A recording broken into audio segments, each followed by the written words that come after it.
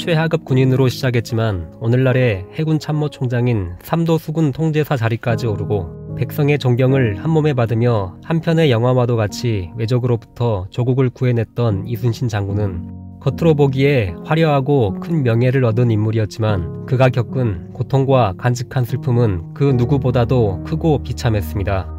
조정으로부터 갖은 모함과 멸시 조롱을 당하고 부하들이 보는 앞에서 계급장을 떼인 채 압송되고 감옥에 갇히고 고문을 당하고 무계급으로 전투에 투입되고 그리워하던 어머니를 끝내 시신으로 만나게 되고 가장 사랑하던 자식을 적의 손에 잃고 자신을 그렇게도 학대하던 나라를 위해 끝까지 싸우다 자신도 결국 전쟁터에서 죽었습니다. 그가 겪은 정신적 수모와 육체적 고통은 너무나도 끔찍했습니다. 조선을 구한 영웅이었던 이순신 장군은 1597년 2월 26일 왜군 부산 본진을 치기 위해 가덕도로 향하던 도중 조종의 명으로 사령부인 한산도 3도 수군 통제영으로 귀대합니다. 통제영에는 중앙정부에서 파견된 체포조가 대기 중이었고 지금으로 치면 별넷 대장이었던 조선 해군 총사령관 이순신은 부하들 앞에서 갑옷과 차고 있던 칼을 내려놓고 계급장을 떼인 채 죄인의 신분이 되어 의금부 서리에 구금을 받는 수모를 당합니다.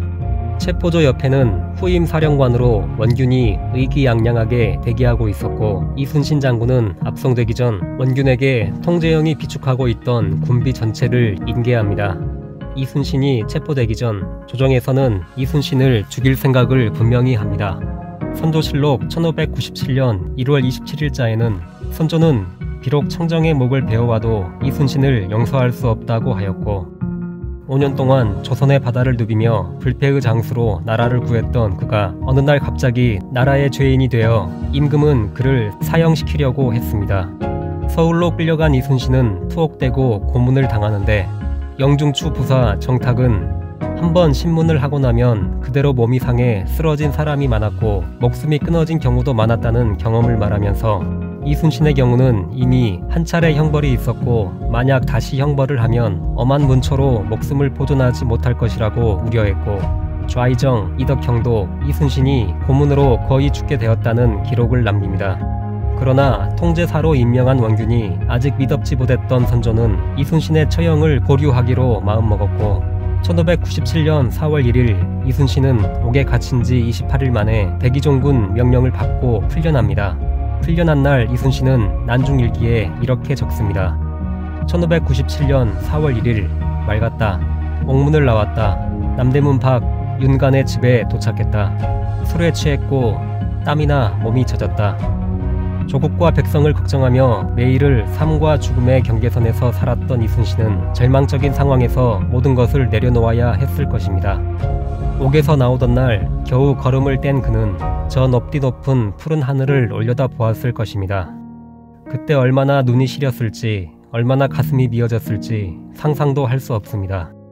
4월 1일 일기의 첫 글자 맑았다에는 그의 아픔이 그대로 묻어나는 것 같습니다.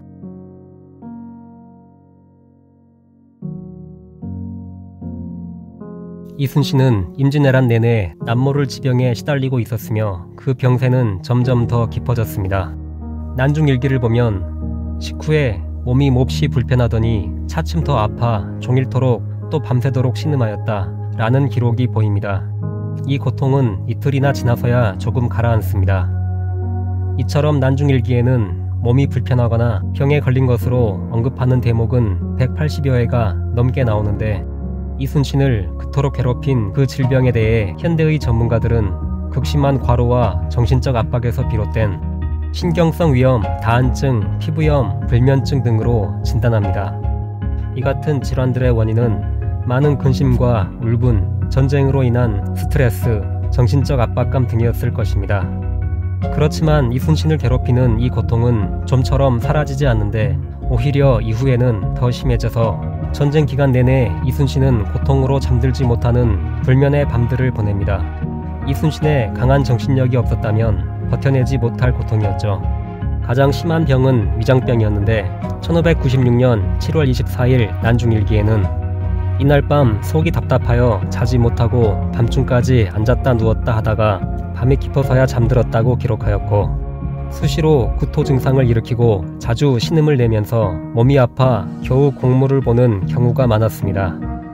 또한 불면증과 다한증으로 심하게 고생하는데 잠자리에 땀을 너무 많이 흘려 자다가 젖은 옷을 갈아입는 경우가 허다하였는데, 때로는 이불을 모두 적실 정도로 거의 매일같이 자면서 땀을 흘린 것을 낱낱이 기록하였습니다. 그리고 지금으로 말하면 피부염인 가려움증으로도 고생하였는데, 심할 경우는 종을 시켜 극도로 하였다는 기록이 자주 나옵니다. 게다가 1592년 6월 사천해전에서 유탄을 맞은 왼쪽 어깨에서는 계속 고름이 흘러내렸고, 어머니와 아들을 잃은 슬픔에 빠져 코피를 한되나 쏟습니다. 이순신은 1593년부터 탕골한 역병으로도 고통받습니다. 1593년 8월 10일에 작성한 왜군 정황에 관한 보고서에 따르면 역병으로 수군에서 사망자가 속출하는데, 이순신은 전염병이 크게 번져 군영의 군졸들이 태반이나 전염돼 사망자가 속출하고 있습니다 라고 보고합니다. 이때 이순신 부대 6,200여 명 중에서 사망한 사람은 600여 명이었는데, 이 중 전사자는 150명으로 나머지 450명은 전염병으로 세상을 떠났던 것이죠.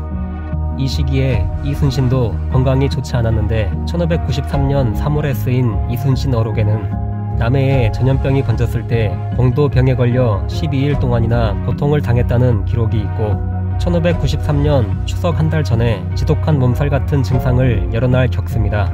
1593년 7월 14일 난중일기에는 몸이 몹시 불편하여 온종일 신음했다는 대목이 있는데, 그냥 아픈 정도가 아니라 신음이 나올 정도였습니다. 16일과 17일에도 몸이 몹시 불편했는데 18일에는 몸이 좋지 않아 온종일 누웠다 앉았다 합니다. 추석 직전인 음력 8월 10일, 11일, 12일, 13일에도 몸 상태는 나아지지 않았지만 이런 속에서도 그는 정상적인 업무를 처리합니다. 이순신을 괴롭혔던 것 중 또 다른 하나는 과도한 스트레스였는데, 이순신이 한산도에서 쓴 글은 걱정이 유난히 많았습니다. 이는 당시 전황과 관계가 깊었고, 조선 수군과 외수군의 전투는 전쟁 시작 1년 동안 집중되지만 이후에는 왜군의 회피 전략으로 전투가 적어집니다. 이순신이 통제영을 한산도로 옮긴 뒤에는 적과 코앞에서 대치하며 적의 조그만 움직임에도 신경이 곤두서는 긴장된 생활이 지속됩니다. 이때 왜는 요시라를 이용해 반간계로 한산도에 이순신을 의뢰하는데, 이 무렵 이순신의 심정을 대변한 시조가 한산도가입니다. 한산섬 달 밝은 밤에 수루에 홀로 앉아 큰 칼 옆에 차고 깊은 시름하는 차에 어디서 일송호가는 남의 애를 끌라니. 이 글에서는 스트레스로 밤잠 이루지 못하는 모습이 보이는데, 적과의 대치 속에서 이순신의 시름은 깊어갔고 불면의 밤도 늘었습니다. 그리고 위장병이 악화돼 토사광란에 시달리며 속쓰림으로 잠을 이루지 못했고, 잠이 들어도 땀을 많이 흘려 옷을 갈아입는 날이 많아지고 가려움증은 점점 더 심해집니다. 스트레스와 병치레는 이순신의 수면 여건을 악화시키고 결국 잠들어도 숙면을 취하지 못합니다. 난중일기에 꿈 이야기가 자주 나오는 데서 유추할 수 있듯이 꿈은 대부분 렘 수면 상태에서 이루어지는데, 깊은 잠이 아닌 얕은 잠을 자는 것으로 이순신 장군이 꿈을 많이 꾼 것은 숙면을 취하지 못했다는 의미입니다.